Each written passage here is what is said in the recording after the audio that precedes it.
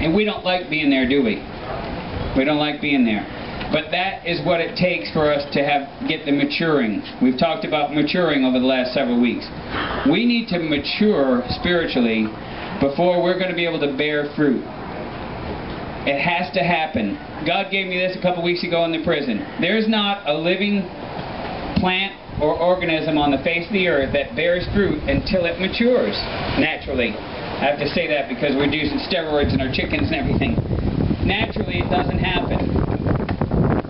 In the Old Testament, a lot of times people would get the Spirit, and there they would be. They'd have to go out in the wilderness for a couple of years. Why? Because they've got to get this relationship with God going on.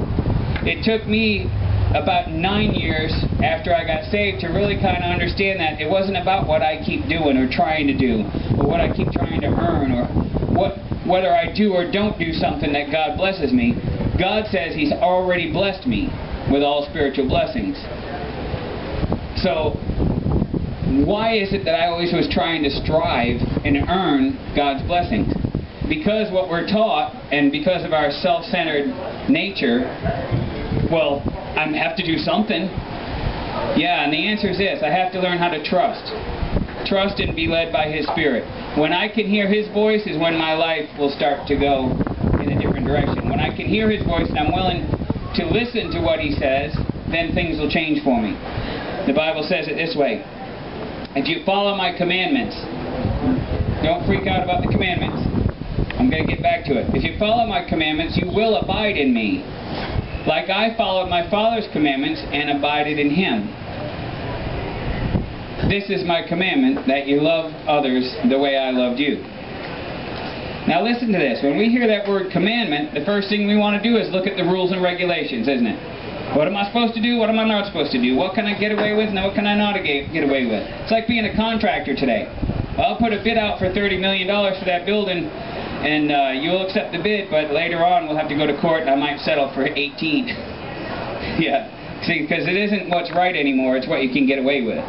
And that's not what God's all about. That's why He said you're dead to sin. He said you've been worrying about what's sin and what's not sin all your life, and you're dead to it. Don't you understand you're dead to it? And we don't. We have a hard time believing that. Check it out in Romans 6. It's not my words, it's God's.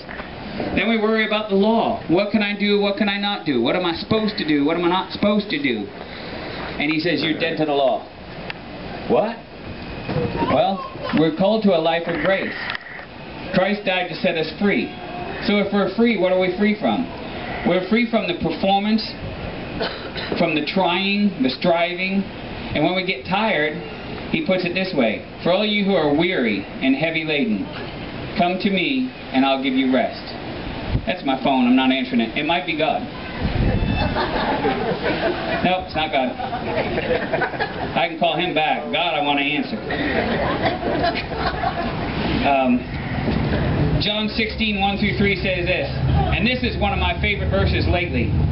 All this I have told you, so that you will not go astray. They will put you out of the synagogue. In fact, a time is coming when anyone who kills you will think he's offering a service to God. They will do such things because they have not known the Father or me. I don't want to get on my soapbox here, and it's really easy for me to do. But I find people who are trapped up in a religious addiction. And I call it religious addiction because it usually takes the place of another sort of addiction in someone's life, where they become very works-oriented, and a lot of people who are living under law, who are trying to live their life according to the law and the legal structure. Well, I can do this and I can't do that, and here's 10 commandments, and I got 9 of them down pretty good, but I'm not even going to mention that 10th one. That 10th one I don't want to bring up, and because I don't want to bring it up, I'm going to spend an awful lot of my time pointing at everybody else who blows the rest of them, so that it's deflected off of me. Well, that guy over there, he should be doing this, and he's supposed to be doing that, and then, and that's what a religious addiction will do to somebody. You'll find somebody being very judgmental and pointing at others, rather than them really kind of looking at themselves and going, you know what, I'm very far from perfect, and I need the Spirit of Christ in me every day. I need to be able to trust Him. The part that kills me here is when it says they're going to want to throw me out of the synagogues. In fact, A time is coming when anyone who kills you will think he's offering a service to you. I've been in situations, and I don't have all the answers. Don't get me wrong. I don't got it all. I don't.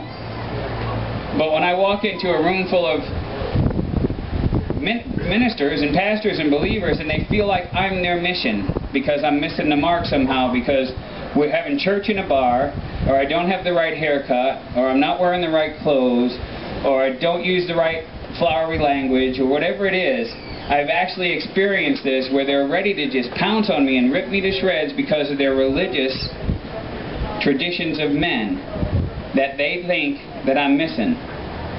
And I have to go back to Jesus with the Pharisees and Sadducees and say, look, don't you realize that your traditions of men have nothing to do with it? Jumping through all those hoops is not the answer. It's trusting the leading of the Spirit. And as long as I trust the leading of the Spirit, He brought me here. You can't have church in a bar. Well, good, because I'm not doing it. If it was me, it never would have worked. But this is a God thing, and I just get to be used. See, there's people who come to this church, there's two right here, that told me they would never have gone back into a church building. But they saw a sign here, and Doug said he's missed church since he was this big. And he shows up one Saturday night, I think he said he was out here having a bunch of beers and saw the sign and said, man, I think I need to come back and look into that. And they've been coming ever since.